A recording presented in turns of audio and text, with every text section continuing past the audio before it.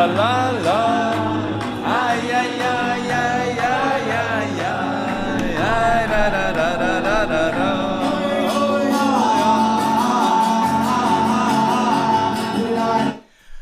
Good vach, good evening, Shavua Tov, a good week to you, my holy sisters and brothers. Great to be starting the week right by learning with you on a Saturday night. Let's light up the darkness. Who's in the house on a Saturday night? Sharon, you and everyone else on the East Coast tuning in past midnight to learn Gemara. You're my hero. My heroes, all of you. Paul in the Great Northwest, Joe in the Empire, Bill in mid-Missouri. Exactly, getting later and later as the summer draws near. Melissa in Great Neck. Fantastic. I am awed by you guys. This is that time of year. It's just going to get later and later till the summer solstice. Ella's in the house. Marie in Freeport. Welcome, everybody. I'm sure you'll be happy to hear it's a pretty short daf tonight. Okay, page Nun Aleph, page 51 here in Tractate Bava Metzia, the 22nd volume of the Talmud, opening a new Mishna, number 3 here in chapter 4. Both the buyer and the seller, and we got a good start on page 51 yesterday, so we're a little bit into the page. Mishnah number 3. Both the buyer and the seller are subject to the laws, the halachas, of exploitation. Just as the halachas of exploitation apply to a layman, so do the halachas of exploitation apply to a merchant. So Rabbi Yehuda says there is no exploitation for a merchant, as he is an expert in the market price of merchandise. And the one upon whom the exploitation was imposed has the advantage because he has a choice. If he wishes, he can say to the other, give me back my money and nullify the transaction. Or he can say, give me back the sum that you gained by exploiting me. Right? So exploitation, we learn this out. We're going to just have it right here in a moment. So the Gemara asks, from where are these matters derived that both the buyer and the seller are subject to the halachas of exploitation? As the sages taught concerning our verse, Leviticus 25:14, the verse is, and if you sell to your colleague, meaning your fellow Jew, an item that is sold or acquired from your colleague's hand, you shall not exploit his brother. Leviticus 25:14. So I have derived only a case where a buyer was exploited. From where do I derive that the halacha is the same in a case where the seller was exploited, meaning that the buyer got too good a price from the seller? And the same verse states, or acquire from your colleague's hand, you shall not exploit his brother. Right? The exploitation goes both ways, and as we've learned, this means that you can't buy or sell something for more or less than a sixth of it. You can't sell it for more than a sixth over its market value, nor buy it for a sixth under its market value. Now we've seen that also the buyer cannot exploit the seller. So the Gemara comments, and it was necessary to write the prohibition against exploitation with regard to a buyer, and it was necessary to write the prohibition against exploitation with regard to a seller. As had the merciful one written the prohibition only with regard to a seller, one would conclude that it is prohibited for him because he is certain of the value of his merchandise. But with regard to a buyer who is not certain of the value of the seller's merchandise, after all, a seller sells this kind of merchandise many times a day, every day. The buyer, maybe he only buys this kind of merchandise once in his lifetime or once in a while. We would expect that he would have less knowledge of the market value of that merchandise than the seller would. But with regard to a buyer who is not certain of the value of the seller's merchandise, say that the merciful one did not render it prohibited for him to engage in exploitation with the verse, you shall not exploit, right? So you could understand why this would be a law that protects the buyer from the seller, but why would we need to protect the buyer? Why would we need to protect the seller from the buyer if the seller has more information typically than the buyer does?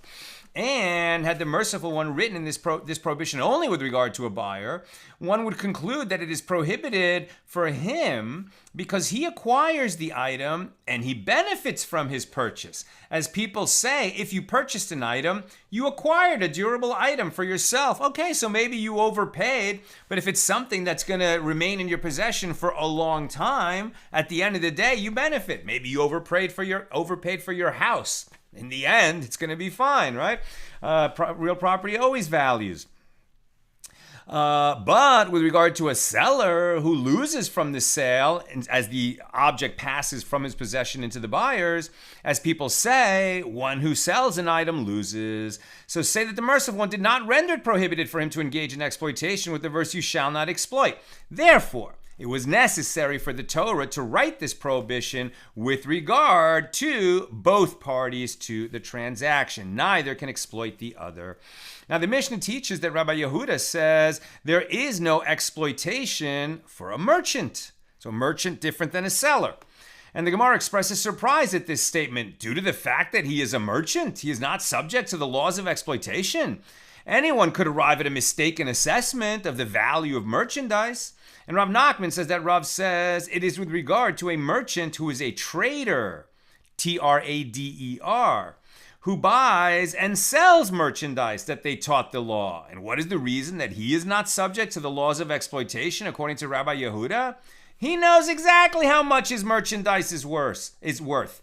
And he waives the sum of the disparity between the value and the price for the buyer. In other words, somebody who's an expert in the value of the merchandise, he can't be exploited because if he sold it, at a price less than 1/6 below market value, he had a reason to do that. He didn't do it by mistake. He didn't do it because he was exploited by the buyer. And the reason why he sells the merchandise in that manner, knowing that he is selling it for less than its value, is due to the fact that the other merchandise happens to become available to him and he needs the money to purchase that item. And the Gemara asks, but now, in any event, he retracts from the transaction, indicating that he did not waive the sum of the disparity, right? If the merchant comes to the court and says, no, I sold it for too low a price, so evidently he hasn't waived his right not to be exploited. And Rav Ashi said, what is the meaning of there is no exploitation for a merchant? He is not subject to the principles of exploitation at all. As even if the disparity is less than the measure of exploitation, i.e. less than 1/6, he may renege on the transaction, since his entire livelihood is based on the slight profit margin that he earns from each transaction. He does not waive even that sum. And the Gemara comments, it is taught in a Baraisa in accordance with the opinion of Rav Nachman. Rabbi Yehuda says there is no exploitation for a merchant because he is an expert in these matters. It's not that he wouldn't waive, it's that he's considered an expert, and as a legal matter, he is considered to have waived if he sells for below the, less than 1/6 below the market value, because he had a reason to do that and he knew he was doing it. It wasn't some kind of mistaken transaction where he's exploited by the buyer unbeknownst to himself. And the Mishnah teaches the one upon whom the exploitation was imposed has the advantage, because if he wishes, he can say to the other, give me back my money and nullify the transaction.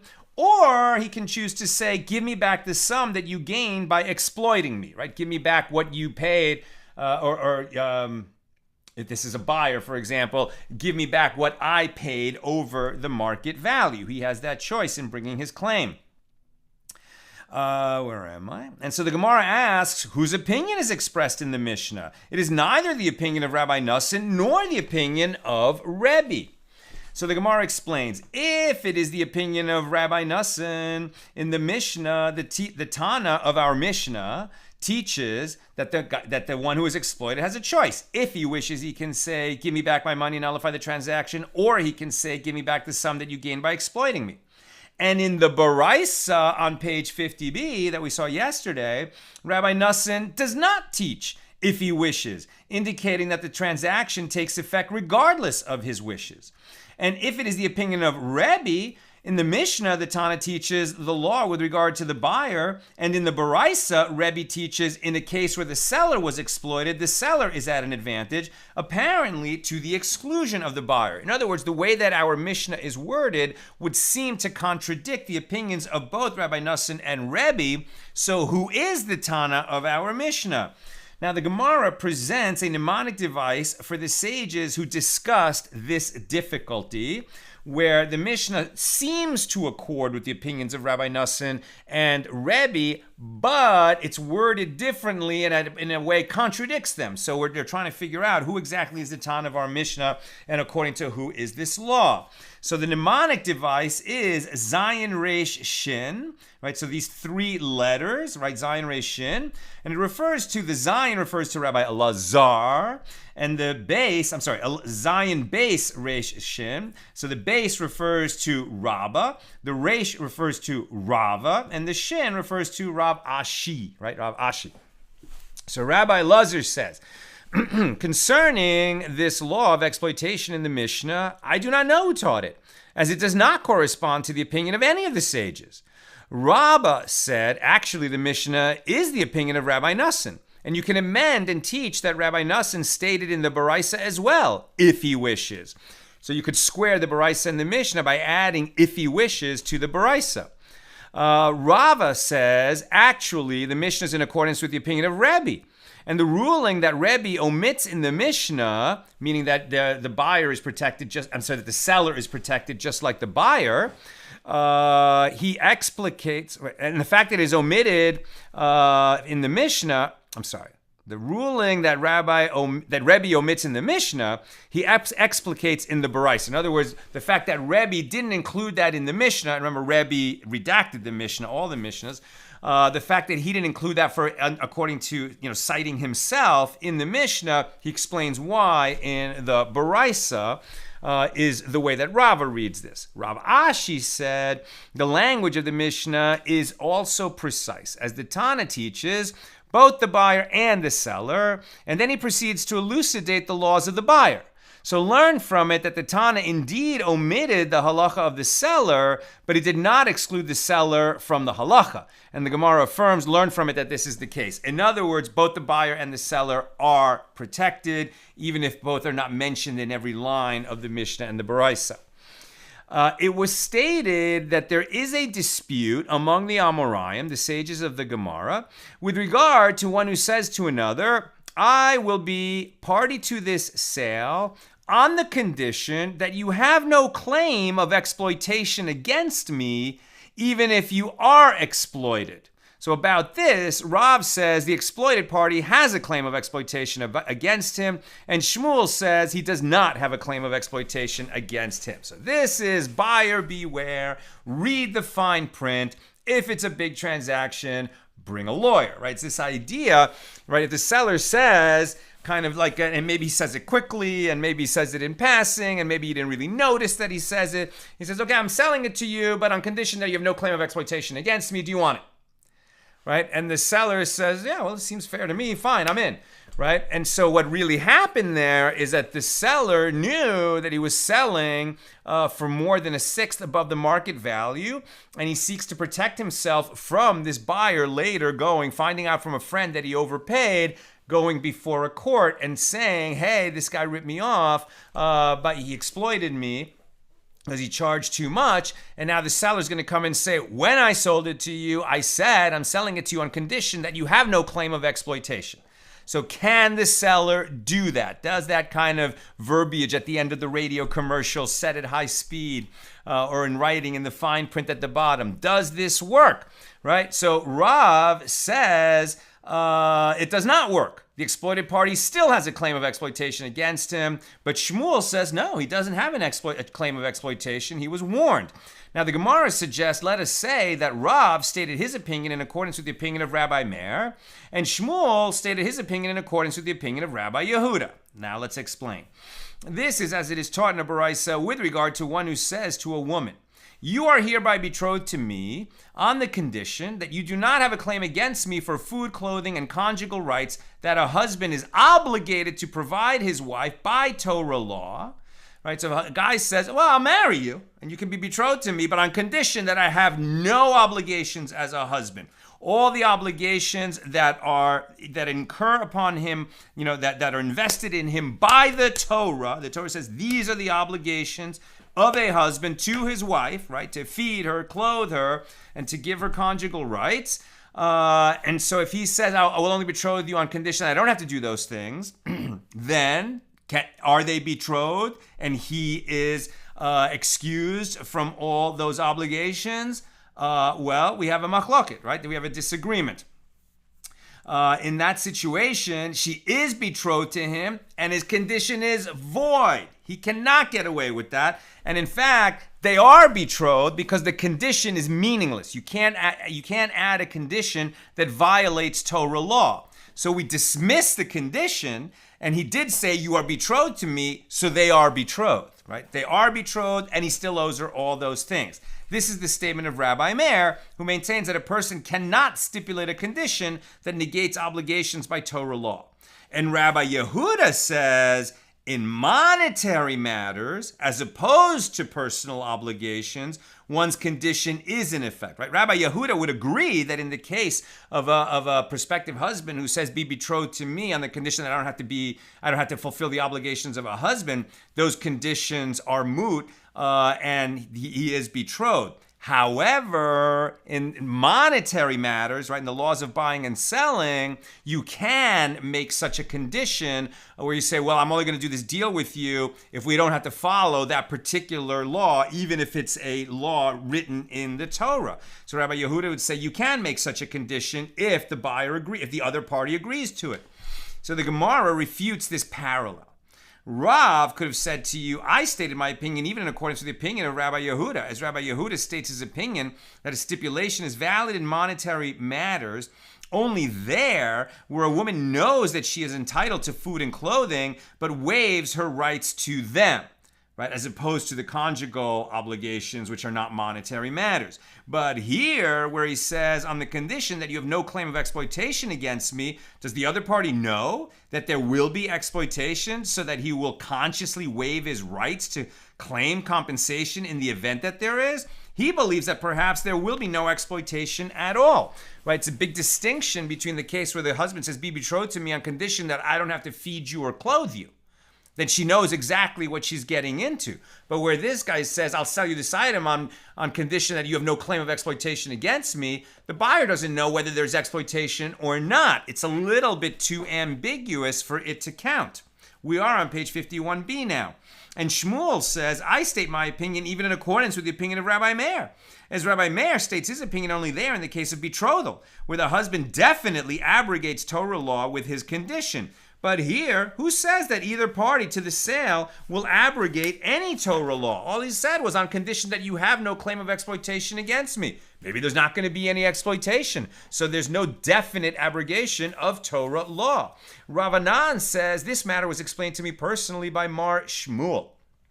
In the case of one who says to another, I will be party to this sale on the condition that you have no claim of exploitation against me, the other party does not have a claim of exploitation against him, as one can waive his rights to compensation for the exploitation that he suffered.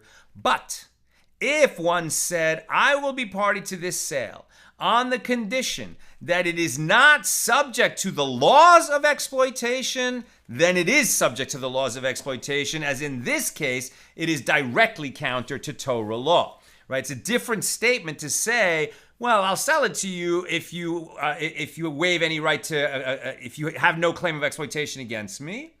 That's different than saying, I'll sell you this as long as this sale is outside the laws of exploitation, meaning outside of Torah law.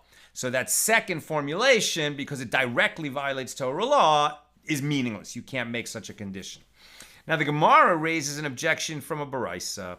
In the case of one who conducts business on faith, and in the case of one who says to another, I will be a party to this sale on the condition that you have no claim of exploitation against me, the exploited party does not have a claim of exploitation against the one who exploited him. according to Rav, who said, I stated my opinion, even in accordance with the opinion of Rabbi Yehuda, in accordance with whose opinion is this baraisa? As pursuant to that statement, even Rabbi Yehuda holds that in cases of exploitation, one cannot stipulate counter to that which is written in the Torah. What is one who conducts business on faith? The reference here is to a case where one acquires merchandise at a given price, and when he sells it, he informs the buyer that he is adding to the price a particular sum or percentage of the amount that he paid for it.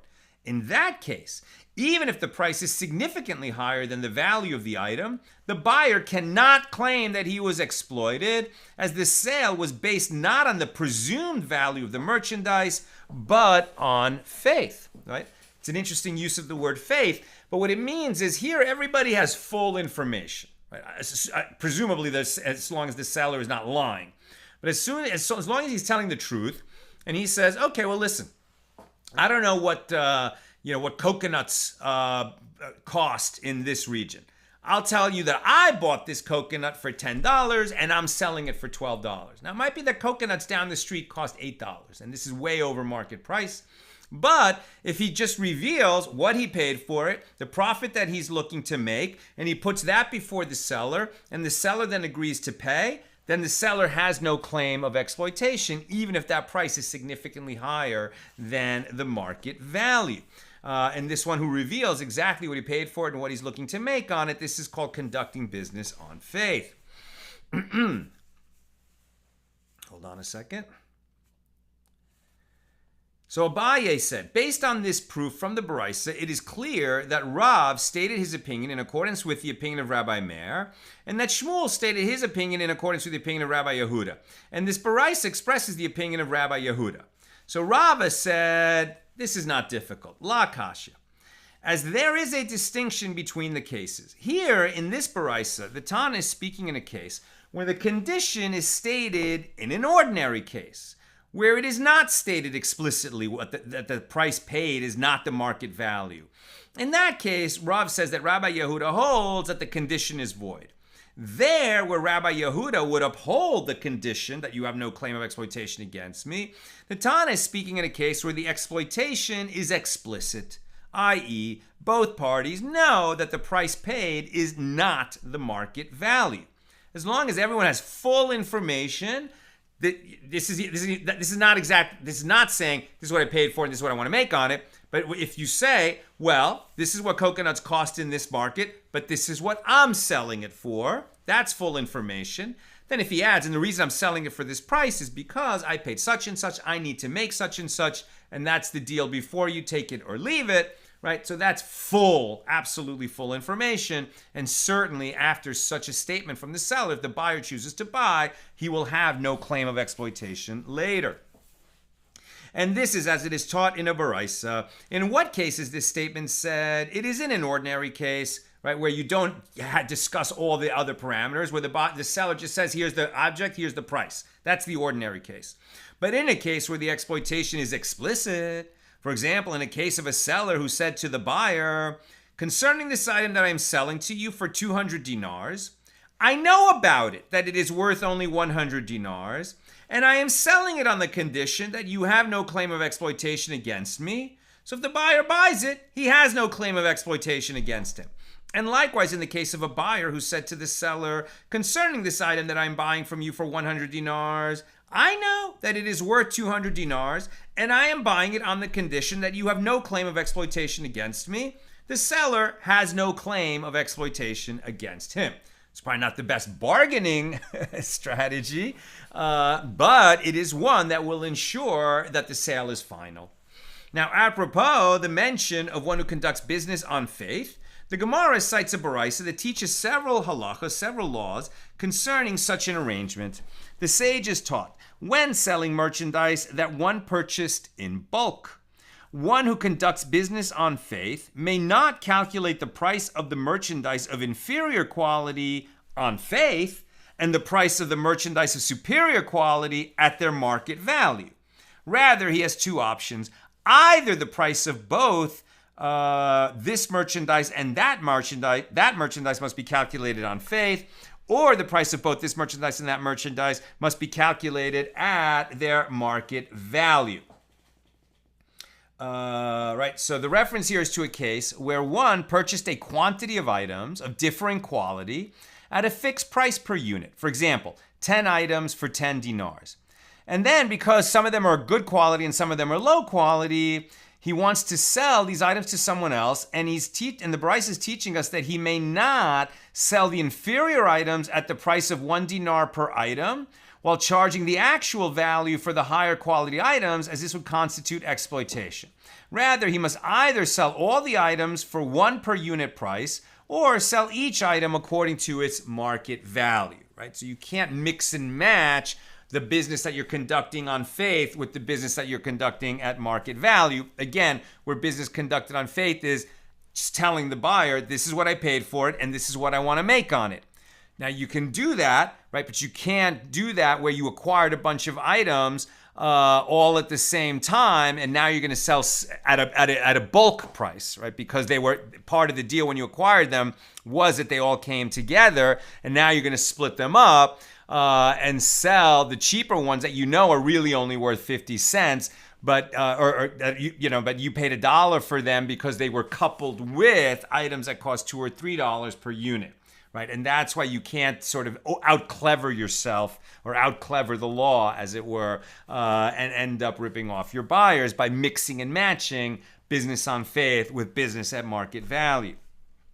And the Brisa continues, and the buyer gives the seller the payment for the money he spent in hiring a porter, the payment for the money he spent in hiring a camel driver, if necessary, and the payment for the lodgings he used during the time of the transaction.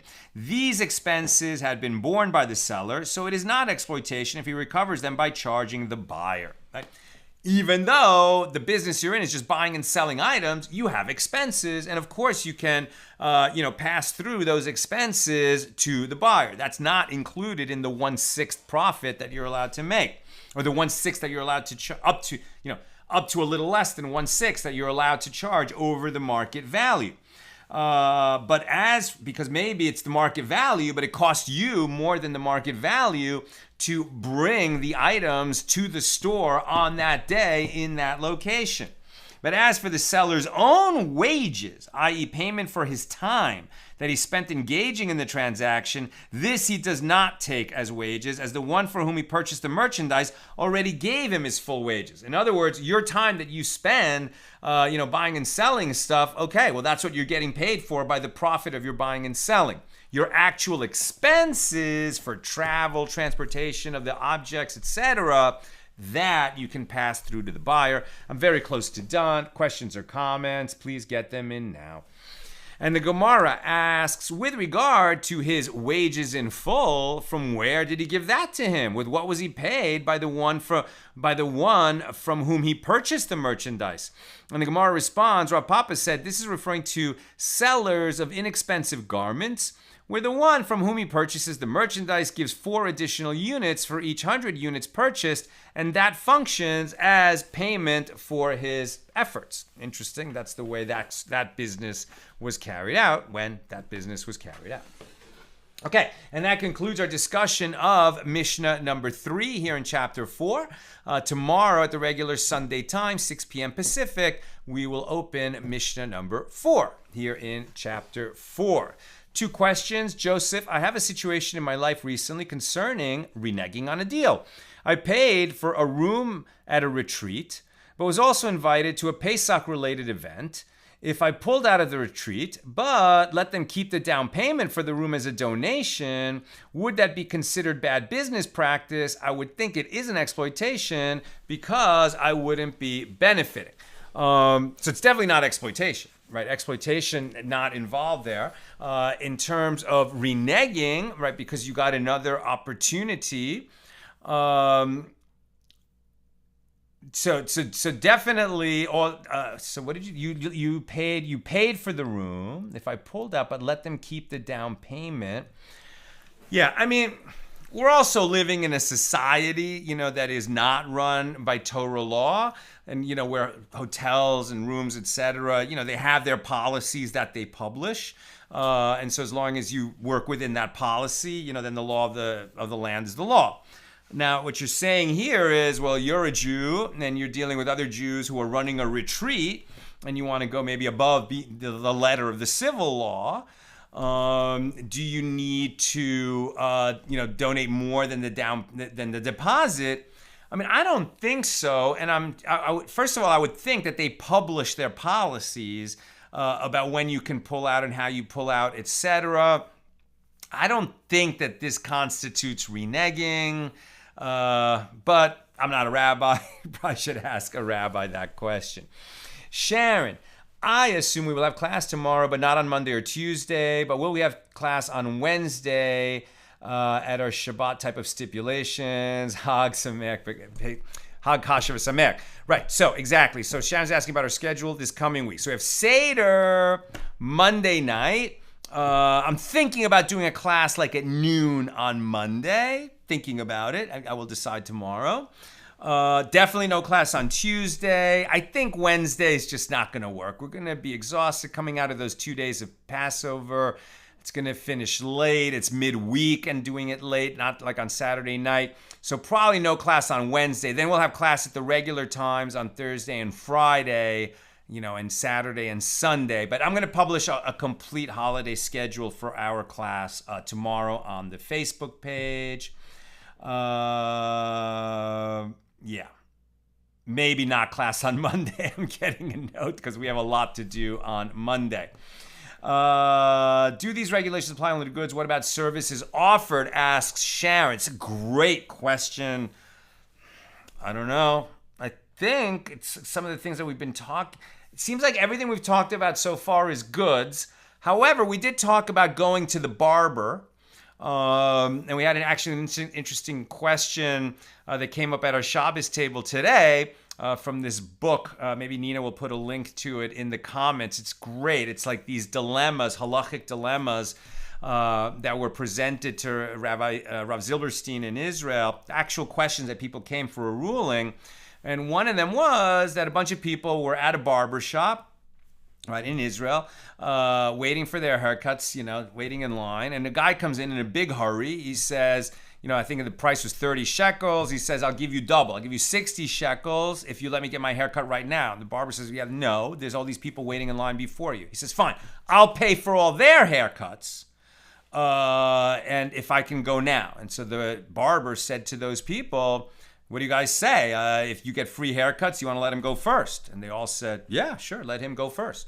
So the guy went first. He got his haircut. He threw 30 shekels down on the counter and ran out. Real immoral, chutzpahdik guy, who just totally did not live up to his word. So now the question is, these guys who waited said, okay, well, we agreed to wait if we get a free haircut. The barber said, well, he didn't give me the money to pay for your haircuts, so the deal with the free haircuts is off the table. So do those customers have a claim for free haircuts against the barber? Right? So this is very much kind of what we're talking about here. Now, who made a deal with who? Right? The guy who reneged on his deal, who offered to pay for everyone's haircut if he could go first, right? Everyone has a claim against him, clearly, because he did not live up to his end of the deal. He didn't pay for their haircuts, and he ran out of there. But maybe you can never find him again. So the question is, since the barber is the one who said, will you guys agree to wait if you get free haircuts from this guy? Do they have a claim against him for their free haircuts? Ultimately, the answer was no, because he was only acting as the agent of that guy when he said to the other customers, will you agree to wait if you get free haircuts? So they don't have a claim against the barber. Now, the reason I'm mentioning this now is because I would think that a haircut is a service, right, and not merchandise. And so, it would seem like these laws apply in the cases of services, but I'm not going to give 100% unqualified yes to that.